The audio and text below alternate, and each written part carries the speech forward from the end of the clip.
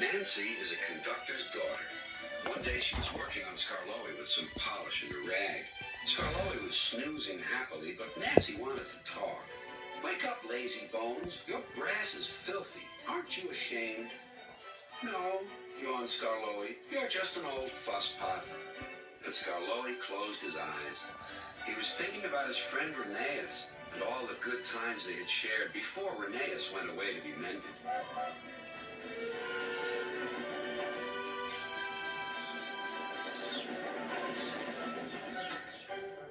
Nancy interrupted again.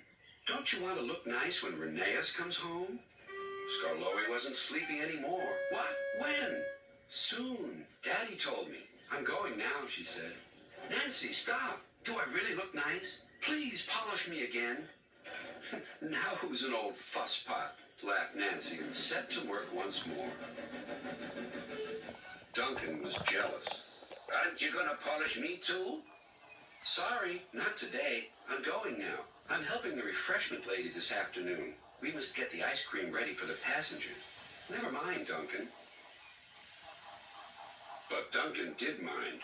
It isn't fair, he complained. Peter Sam gets a special funnel, Sir Handel gets special wheels, passengers get ice cream, but I'm not even polished.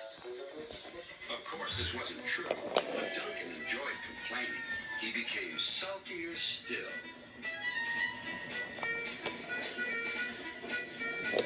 That afternoon, there was bad news from up the line. One of Skarloey's coaches has come off the rails, called Duncan's driver. We'll have to take workmen there right away. All this extra work, grumbled Duncan. It wears an engine out. Rubbish. Come on.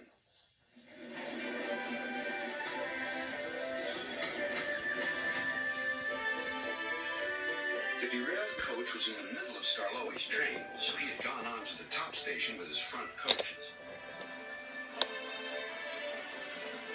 Duncan shunted the works train into the sidings and left the workmen to sort out the mess.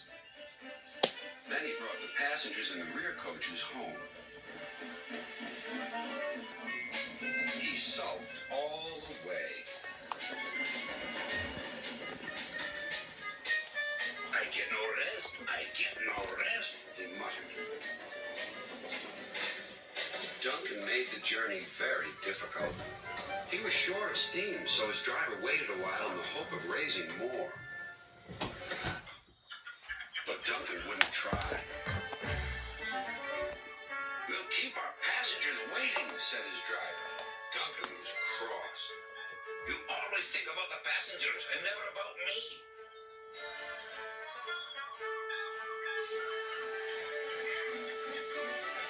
It wasn't long before Duncan built up enough steam to set off again.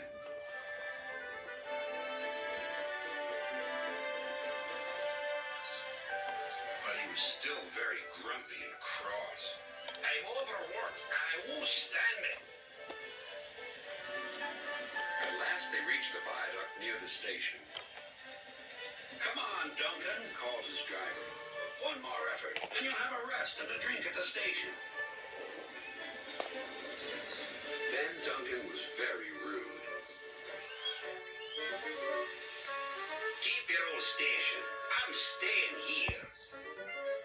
And he did, too. Skarloey had to haul Duncan and his train all the way to the platform.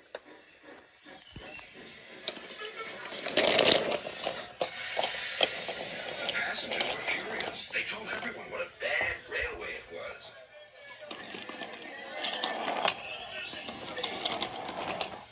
That night, Sir Topham Hatt spoke to Duncan. No passengers means no polish, and no polish means no passengers, Duncan muttered to himself. He still has a lot to learn, doesn't he?